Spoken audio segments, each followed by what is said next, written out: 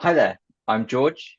I am an assistant cub leader in a group in Romford, Greater London North East, but I'm also a network member as part of Barking and Dagenham district. And this is my 60-second scouter. Let's go. Three, two, one. What got you into scouting? Started in Beavers, age 6, but my dad has been part of scouting for way longer, doing all sorts of roles. So wanted to encourage me to do it, and then became a cub leader within the same group thereafter. What's the best thing that you can cook? Not a lot, not the best cook, but um, I guess I make a good pizza. What made you become a cub leader? There was initially an opening for a young leader position, and I had much fun helping out there that I sort of carried it on, became a full-time leader. Best place you've kayaked or hiked? I did some kayaking for my gold DV actually on the River Wye, crossing between Wales and England. That was fun. Although we did do some on the Thames whilst the Reading Festival was happening. So that was fun seeing and interacting with all the festival goers on the bank. What is your favourite scouting memory? It's got to be World Cup Jamboree in America 2019. I mean, you can't, it's hard to top that, but um, yeah, I think that's my best one, that entire experience. What's the things that you collect the most of? I have a lot of pin badges and a nice display case for those. Um, as a big Dungeons Dragons fan, I'm collecting dice. We've got quite a lot of those for specific characters, so that's always fun. Um, as a scout, collecting badges, got to fill up the camp blanket somehow.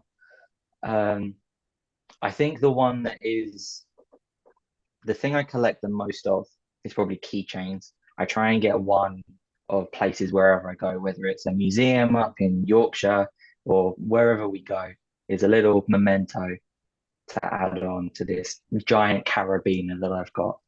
What is your favourite knot? I'm quite partial to a reef knot. Very easy, very nice to tie, and useful in a lot of places. Um, I'm very pedantic about the fact that it should be pronounced bowline and not bowline. One of the hobbies I've gotten into over the past year is climbing and bouldering. So tying lots of figure eights and double figure eights. So that one's been quite useful. What's your best campfire song? My favorite one growing up, and the one that I often lean towards when chosen to perform is Yellowbird, because it's always fun watching the kids react to seeing how the different ways that you traumatize this poor bird, but it's their reactions that is always fun to see. Okay. All right. What's your favourite scouting adventure?